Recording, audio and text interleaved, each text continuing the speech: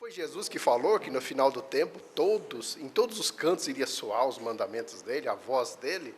Então, não tem como falar que não ouviu, né? Chegar do lado de lá, falar, eu não ouvi, o São Pedro vai falar assim, não ouviu mesmo? Presta atenção. E aquela vez que você estava ouvindo no Facebook, lá apareceu uma mensagem, né? Falou aquilo, porque você não prestou atenção, né? Mas um grande problema da humanidade hoje em dia é que nós estamos distraídos. Muitas vezes nós estamos distraídos. E a Tânia, quando ela me chamou para fazer a palestra, né? Aí eu perguntei para ela, mas qual tema eu vou falar? Ela falou, fala sobre o futuro, né? Dá um pouco de animação para as pessoas, né? Para eles começar o mundo, né? Mais incentivado, né? Aí eu pensei, então vou falar sobre novos tempos, né? Mas como falar dos novos tempos se não falarmos do passado? Porque um povo que não conhece a sua história cai em erros. Um povo que não conhece a sua trajetória de vida, ele acaba tendo julgamentos precipitados, começa a ter pensamentos equivocados. Por isso que é bom a gente estudar um pouco a nossa história, principalmente a história do Brasil. Se nós estudássemos a história do Brasil, não teria ninguém racista. Não teria ninguém preconceituoso. Por quê? Se nós vemos os portugueses que vieram para cá no tempo da colonização, né?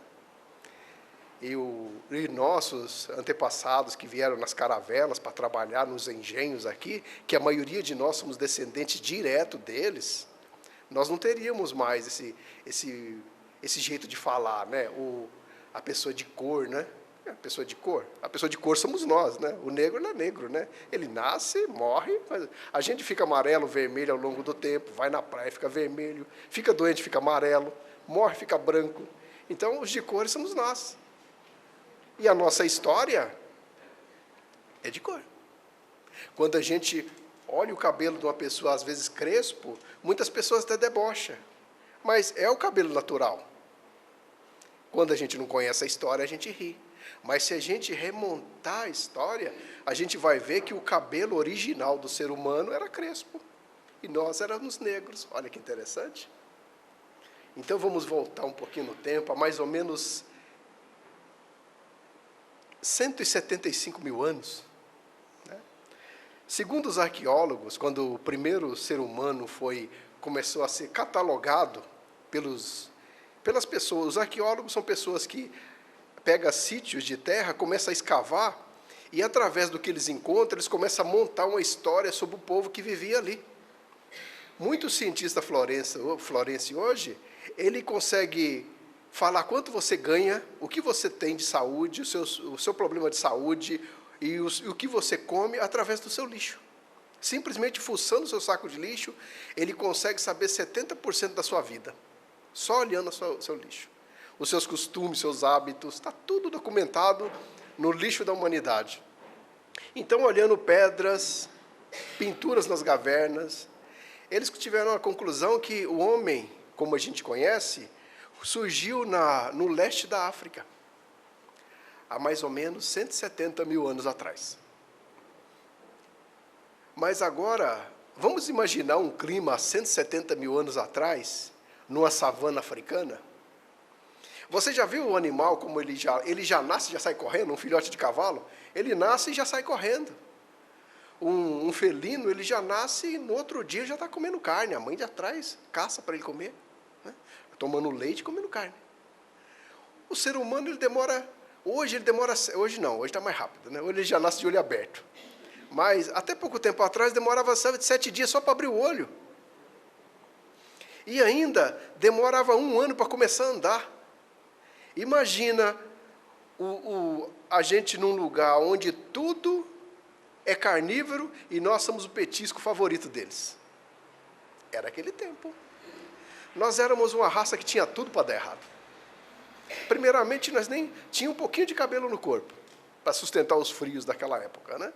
E os animais eram nossas presas favoritas, né? Nós éramos a comida favorita deles.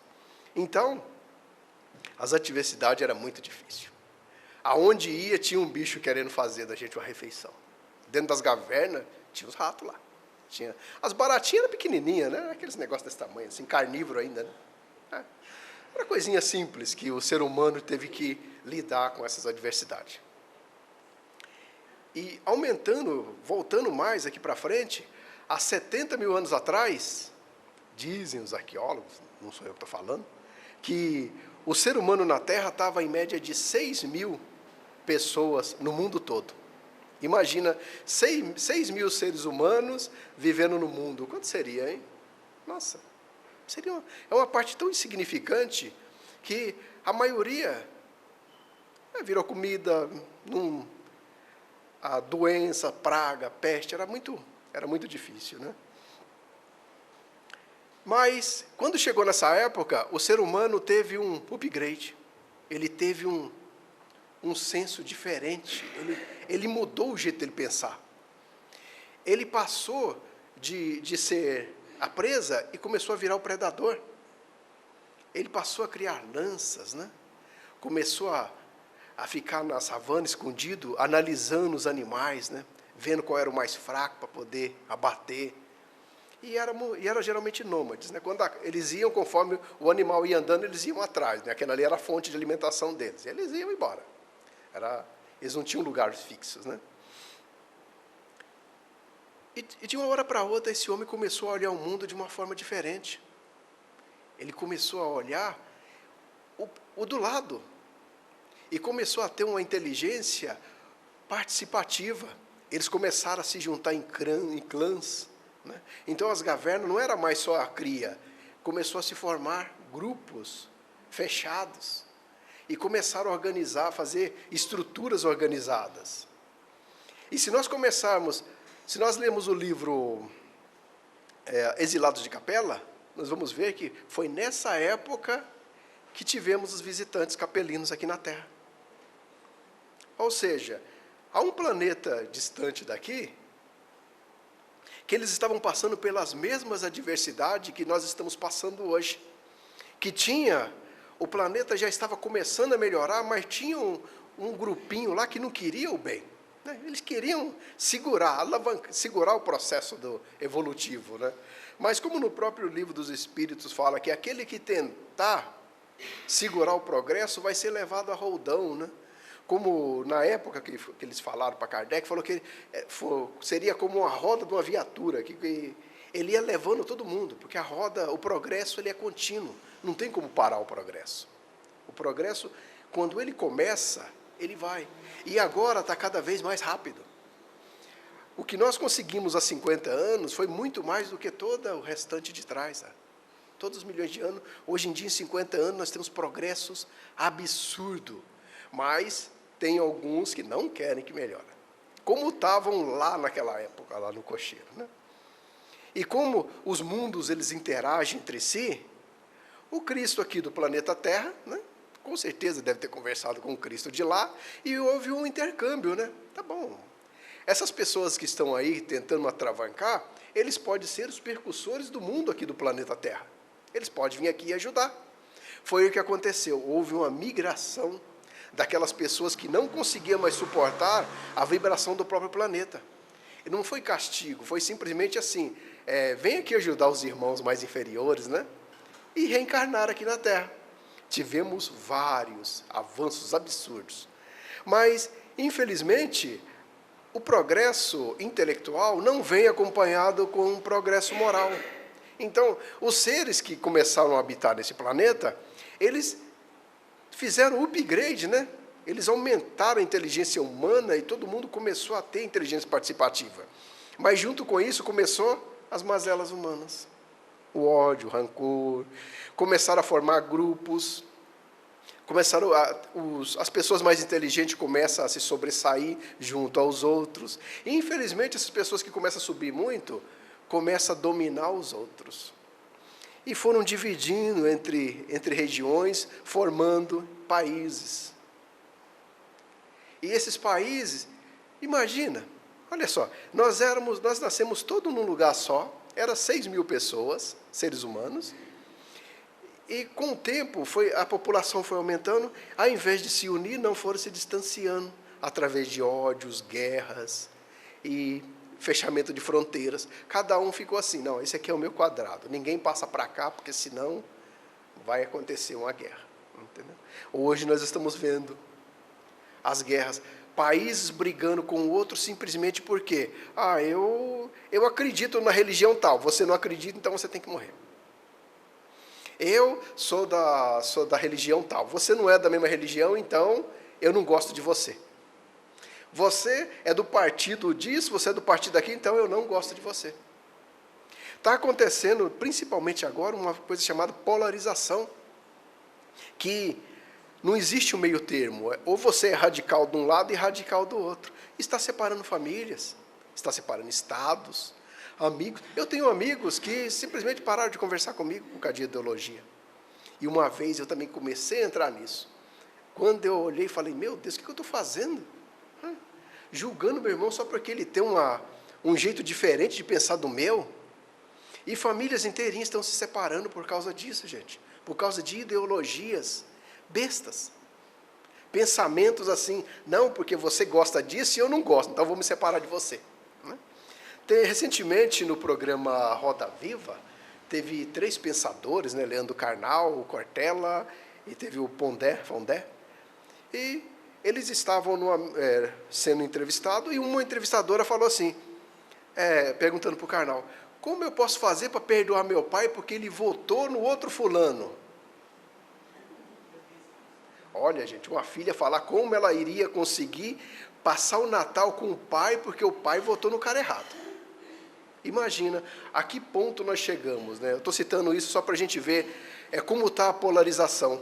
Eu sou assim, então eu odeio, mesmo você sendo meu pai e minha mãe, eu te odeio, porque você não é o meu favorito. Nós saímos dos times de futebol, agora estamos ingressando na política. E estamos vendo essas coisas. E o mais engraçado é que ninguém para pensar, de onde vem isso? De onde vem essa polarização? Né? O porquê? Tem tantas igrejas, tem tantas casas espíritas, tem tantas igrejas católicas, e as coisas não melhoram? Nossa, onde está Deus desse povo todo? Não é verdade? Imagina, vamos citar os nossos governadores. Ali, com certeza, tem muitos evangélicos, espíritas, católicos. E por que está daquele jeito? Cadê a religiosidade dos povos? Estão distraídos. Estão distraídos. Como a maioria de nós. Quando a gente se distrai, a gente se polariza. A gente não conhece a nossa história e começamos a julgar o outro.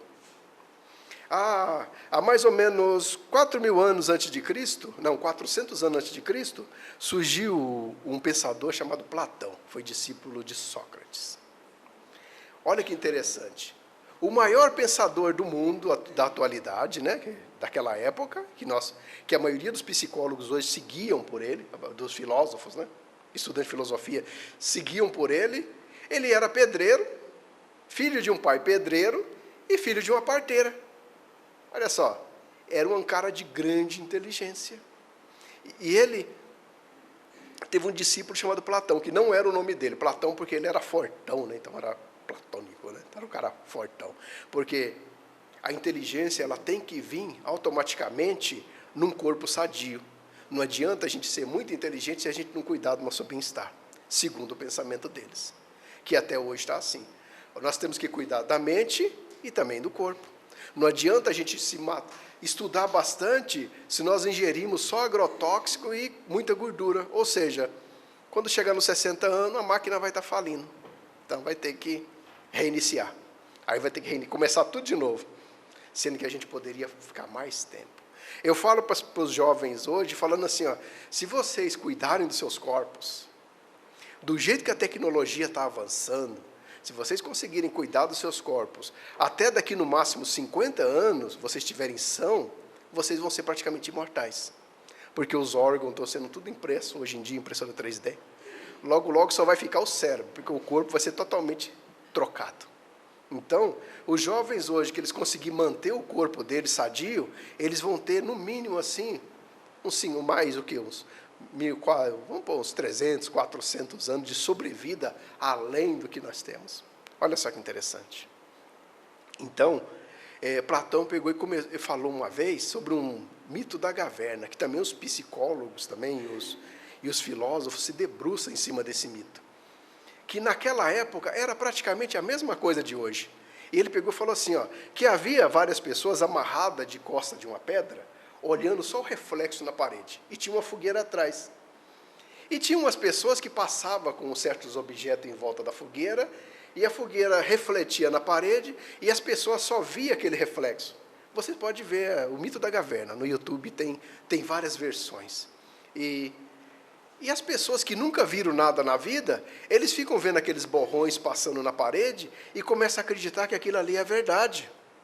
E as pessoas, ele começava até a dar nome, né, nas pessoas, assim, discutir entre eles para ver o que eles iam fazer. E as pessoas com aqueles símbolos passando, que eram chamados de os amos da caverna, também não saíam da caverna. Eles estavam lá. Eles se divertiam com as pessoas que estavam presos, mas eles também estavam presos na caverna. Só que um deles, uma vez saiu, quando saiu para fora, ele viu a luz, né? Começou a ver os campos, os pastos, né? Começou a ver que existia outra vida além da vida. E começou a ficar maravilhoso. Começou a ver os animais, as pessoas falando, né? Que ele só ouvia murmúrio. Aí ele pensou, vou voltar. Vou voltar e vou contar para as outras pessoas. Quando ele voltou, ele começou a contar para as pessoas não acreditaram. E começaram a agredir ele.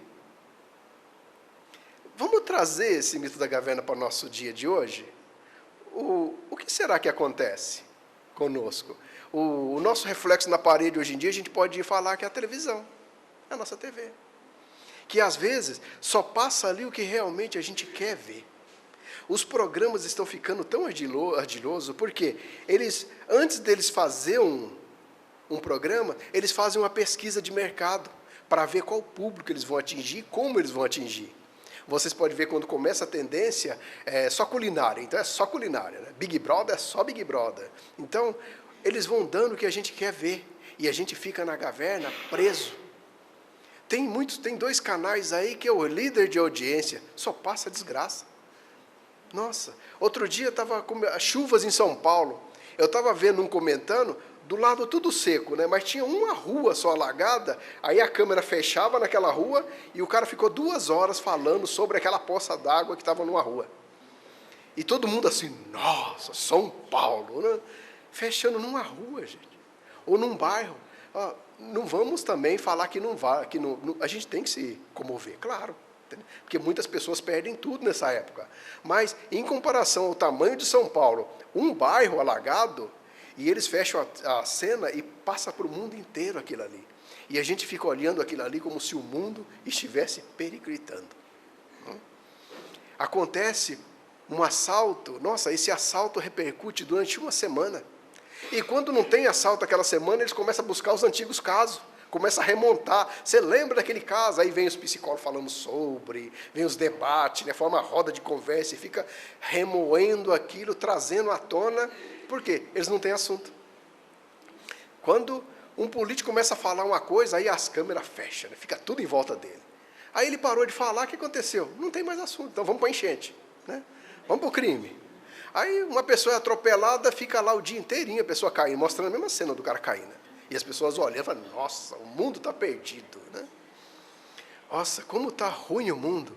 Aí as pessoas começam a pensar que o mundo está realmente perdido. Mas agora, quando a gente começa a pensar que 1/3 das instituições, como creche, asilos, são organizados por instituições espíritas, exclusivamente espíritas, são 1/3 do Brasil.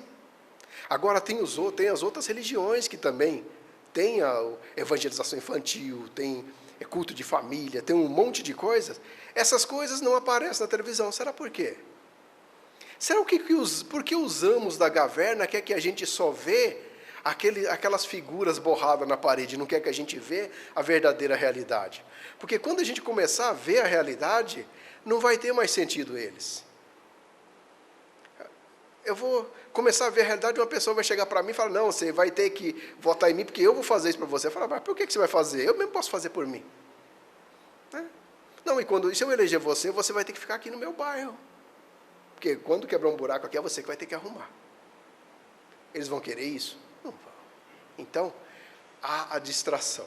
E nós estamos distraídos. Do mesmo jeito que os exilados de Capela vieram para cá para fazer um upgrade na nossa população, está chegando o tempo agora desse planeta passar para o mundo de regeneração. E vai ter, infelizmente, quando começar a mudar as vibrações, muitos de nós que estamos ainda vendo a sombra na caverna, não vão conseguir atingir um nível para ficar no planeta. Olha só a sutileza do plano inferior. Eles querem que a gente fique estacionado, por quê? Quando a gente for para o planeta que vai começar, né, como nós estávamos lá na África, no leste da África, quando chegar esse planeta que nós fomos começar a migrar, muitos de nós vai ir por causa disso. Estamos distraídos.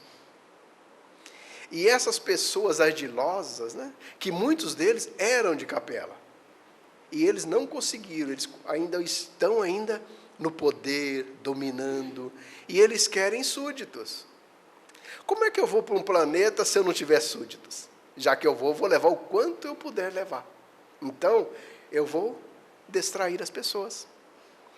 Através das festas, através das imagens, através porque nós somos seres de imagens, né? Então, quanto mais imagem negativa puder colocar, mais a gente é escravizado, mais a gente fica naquele boot mental constante. O mundo não presta, esse planeta está perdido. Quem nunca pensou isso, né?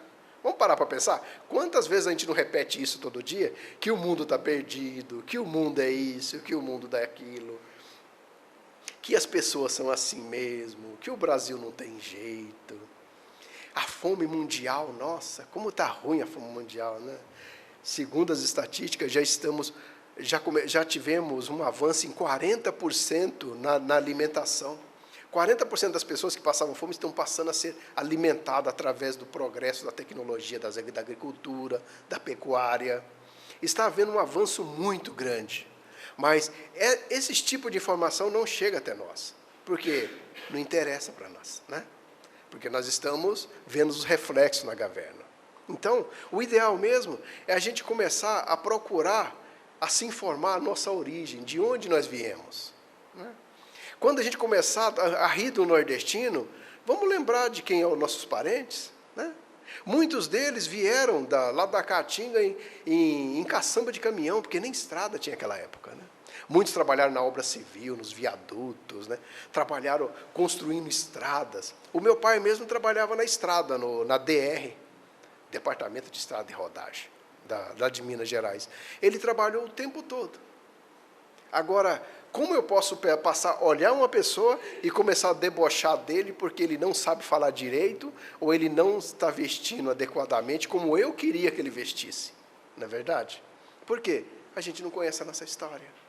Então, o ideal mesmo, eu acho que eu já até comentei aqui, a gente começar a fazer um álbum de fotografia. Começar a chegar e começar a voltar à nossa raiz. Não precisa ser muito tempo atrás, não.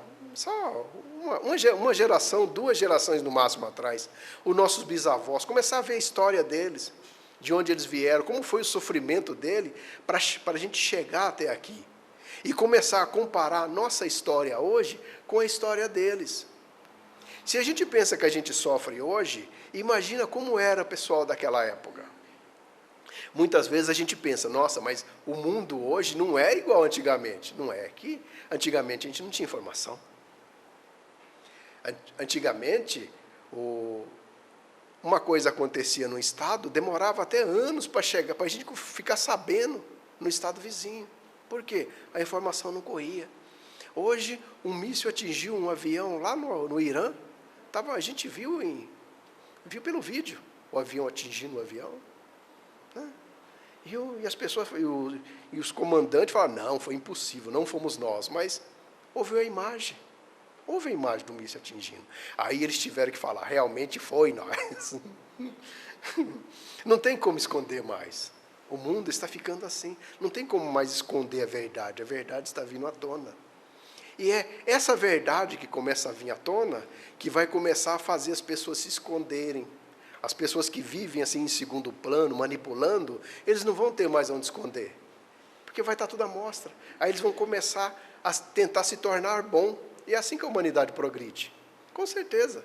Porque hoje em dia a gente não pode fazer mais nada, porque a gente vê uma pessoa rouba, né, os caras começam a buscar as câmeras de onde ele passou, parece ele correndo de um lado, parece de ângulo, parece em vários ângulos ele correndo, né? Então, não tem mais jeito.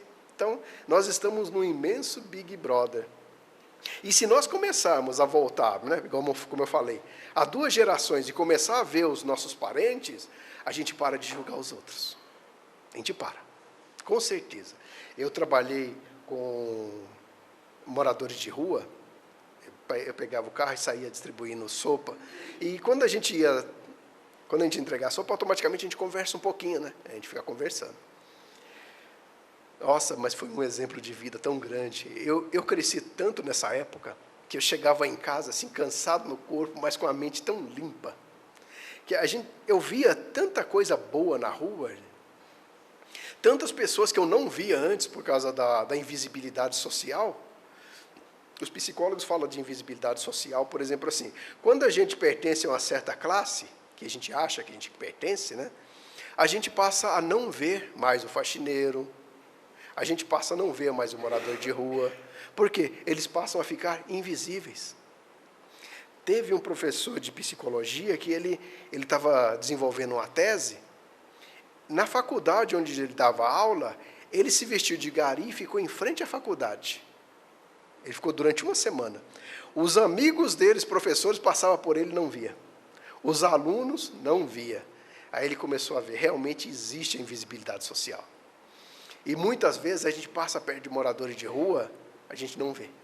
Por quê? A gente está acostumado a ver só uma classe de pessoas. A gente não começa a ver. A gente fica almejando os altos, né?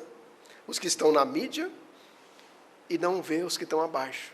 A gente fica olhando para cima. Aí vem o livro dos Espíritos, né, quando falo aqui, tem que haver as adversidades, tem que haver o sofrimento, tem que haver os contratempos, por quê? Quando a gente começa a sentir dor, a gente começa a se preocupar com o próximo. Por exemplo, se a gente não tiver um revés financeiro, como é que a gente vai ver um morador de rua? Se a gente não tiver uma dor psicológica, ou mental, ou no corpo, como é que a gente vai conseguir conhecer uma instituição espírita, que muitas vezes a gente vem mesmo por causa da dor? A maioria, a grande maioria. Ontem eu estava num centro, que eu fui fazer uma palestra no Allan Kardec, e o salão estava totalmente vazio, né? Aí a Dora pegou e falou assim, mas até chegar carnaval, né? Eu falei, as pessoas demoram a pegar no tranco, né? Porque é um pouquinho difícil mesmo. Ela falou, mas vai. Eu falei, mas esquenta não, tem a nossa amiga Dor, né? Ela dá um jeitinho para trazer todo mundo. A gente traz. Eu mesmo, um pouquinho que eu fiquei fora que eu estou tendo uma transição, estou mudando de casa agora, um pouquinho que eu estou ficando longe das casas espíritas, eu estou sentindo a diferença. Nós somos como carvão, né? Nós, fora da coletividade, nós ficamos escuros, frio. Quando a gente é colocado perto do fogo, junto dos outros na mesma religião, estudando, conhecendo, a gente começa a encandecer, a gente começa a virar brasa novamente. Então, a brasa, quando ela sai do fogo, ela se apaga. E nós, quando a gente começa a olhar muito para os reflexos na parede, né, que é a nossa televisão, começa a ouvir muitas coisas erradas, a gente começa a ficar escuro. E, ao mesmo tempo que a gente fica escuro, a gente começa a emanar no mesmo sentido. As pessoas vêm para a gente, falam alguma coisa, a gente só tem coisas negativas para falar. Ah, não, isso aí não vai ter à frente, não. E se vai fazer isso aí, não vai dar nada certo. Por quê? Nós estamos junto à multidão, fazendo o que todo mundo faz. Mas por isso que a gente deve, como eu falei, conhecer a nossa história, né? Olhar os nossos antepassados, entender de onde nós viemos, o porquê nós estamos aqui, e começar a entrar em grupos. Não precisa ser um grupo religioso. Tem muitos grupos aí de autoajuda. A pessoa pode falar, não, eu sou ateu. Mas tem tantos grupos aí de pessoas que se reúnem e fazem maravilhas. Não precisa ter uma religião. É só ter a religiosidade dentro dele. Eu conheço um ateu que faz coisas maravilhosas. Eu conheço um chinês que ele nem conhece Jesus. Ele conhece Buda, porque na cidade dele, no país dele, a espiritualidade dele é de Buda. E ele tem uma espiritualidade tão profunda que ele não consegue tirar um centavo de ninguém. Porque ele sabe que existe a lei de efeito e causa, né? Causa e efeito. Que o que ele pega de alguém, lá na frente ele precisa prestar conta. Quando a gente fala, mas aquele cara ele é muçulmano, né? Mas se nós tivéssemos nascido na África, nós seríamos muçulmanos, porque o regime de lá é muçulmano. Eles estudam o Corão. E só por isso eles não vão ter uma religiosidade? Vão ter, tem sim.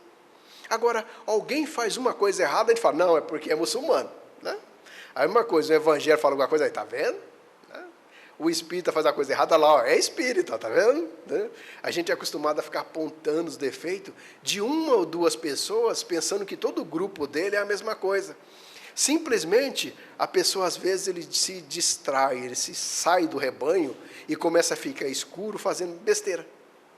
Às vezes, quando a gente sai, como por exemplo, né, vamos citar um exemplo nós agora. Nós estivemos de férias, quando a Tânia falou boa noite, eu senti uma boa noite, uma energia tão gostosa, né? Todo mundo, boa noite. Viemos com a bateria lá em cima, né? Mas por que está todo mundo aqui? Para abastecer, para continuar. Porque o pouquinho que a gente fica longe dessa fogueira, a gente começa a esfriar. Aí vem pensamentos errados, vem um monte de pensamentos esquisitos. Aí a gente fala, nossa, mas o que está acontecendo comigo? Eu não era assim. Por quê? Estamos ficando distraído. Então, para a gente chegar ao fim, né, da palestra de hoje, vamos começar a pensar o que a gente pode fazer para o próximo. Né? Não através de sair por aí apavorado, dando coisa para os outros, não. O que a gente pode fazer através da nossa... O que as pessoas, quando olhar para nós, vai sentir quando olhar para nós. Né? Manter um pensamento mais evoluído, né? Um pensamento mais centrado nas coisas boas. Quando começar a vir os pensamentos negativos de que o mundo está perdido, começar a pensar, mas vocês lembram da gripe espanhola, gente? Matou 1/3 da população do planeta. E sabe qual era a gripe? É a nossa H1N1. É a influenza. Hoje, morreu muita gente? Não. Por quê? Já tem tecnologia para isso. Então, as coisas não estão tão ruins como as pessoas falam, né? Porque se a gente começa a olhar só numa direção, a gente vê realmente ruim. Mas as coisas estão melhorando. 1/3 das instituições espíritas estão ajudando o planeta. Mas uma grande porcentagem entre evangélicos, católicos e outras denominações estão fazendo as outras partes, né? Ajudando o governo. Então, a gente tem que começar a olhar de uma forma mais positiva para o mundo. Porque só vai ficar aqui realmente quem tiver com vontade de fazer o mundo melhorar. O mundo vai estar mudando. Como os exilados de Capela vieram para cá, há mais ou menos 70 mil anos, 100 e poucos mil anos, eles começaram a migrar para cá. Muitos ainda estão aqui. Alguns já foram, né, melhoraram e já voltaram para a região dos cocheiros. Mas muitos ainda estão aqui. Aí nós vemos eles enfiados em políticas, em poderes de países, jogando bomba. Lá eles atacavam não sei com o quê, né? Aqui ainda estão jogando míssil um no outro. Por quê? Não, eu sou do país tal, então aquele ali não pode entrar aqui. Eu sou do país... Então, assim, mas logo, logo essas pessoas vão se distanciar do planeta. E o mundo vai começar a se interagir. Por quê? A tecnologia já está aqui para isso. Ela só está sentindo barreira por causa disso, porque o mal ainda está intrigante ainda. O mal ainda é audacioso. Ele se impõe. Para vocês terem uma ideia, quando a gente faz uma coisa boa, o que a gente fala? Não, a gente não pode ficar divulgando, porque a gente não pode mostrar a mão direita, quando a gente não pode... Como é que é? A gente não pode mostrar o que a gente faz, né? Então, a gente tem que ficar quietinho. Mas, quando um cara rouba, nossa senhora, espalha para o mundo inteiro. Por que não quando a gente fazer uma coisa boa, a gente sair espalhando também? A gente tem que começar a ser intrigante também, e ser audacioso. Começar assim, não, eu faço bem mesmo, vou continuar fazendo, e vou divulgar para todo mundo ajudar a fazer também. Porque enquanto a gente ficar nessa, não, eu não posso, eu vou dar aquilo ali para a instituição, mas eu não posso ficar falando, porque senão eu vou perder o mérito, né? Eu vou perder o bônus horas. Né? Mas a gente está pensando, né? Vou ganhar bônus hora, né? Então, já perdeu. Quando você deu com a intenção, já perdeu. Então, o ideal mesmo é dar e falar, ó, eu dei, todo mundo tem que ajudar, todo mundo deve ajudar, começar a falar o porquê.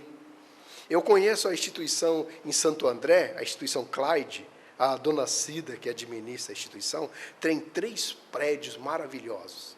Tem uma creche de idosos, ajuda as crianças o fundamental, estudos, e tem um prédio de estudos profissionalizante, e tem um centro espírita imenso, a Luz no Caminho, em Santo André.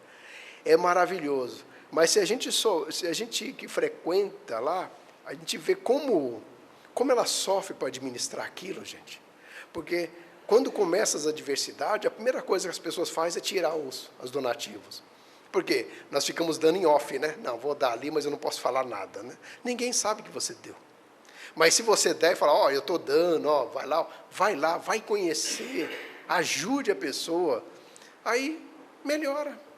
A gente tem que ser intrigante, audacioso. Por quê? Por que é só o mal que pode ser intrigante e audacioso? Nós temos que ser também audacioso. Começar a levantar a bandeira do espiritismo. Eu sou espírita. Eu ajudo as pessoas. Começar a levantar a bandeira os evangélicos levantar a bandeira, os católicos levantar a bandeira. Todo mundo começar a aumentar a voz para começar a fazer com que o mal não tenha muito ibope. Por quê? Está na hora dele calar. É isso aí, gente. É isso que eu vim trazer para nós. Quando nós não conhecemos a nossa história, nós fazemos coisa errada. Então, vamos conhecer um pouquinho mais da nossa história. Né? Não precisa ir lá na savana da África, não.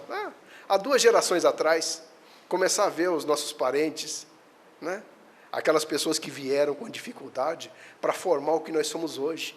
Os nossos pais, as dificuldades que eles passaram para nos formar. A gente fala, mas meu pai não me formava. Não, mas tem certeza? E a comida que você comia? Aonde você dormia? Alguém teve que pagar aquilo ali. Não é verdade? Começar a olhar com mais carinho nas coisas. Começar a olhar para o mundo com um pouco mais de carinho. Porque o mundo está precisando de coisas boas. O bem já existe, só falta ser intrigante. Só isso. Obrigado por vocês terem me ouvido. Agradeço de coração. Enfim,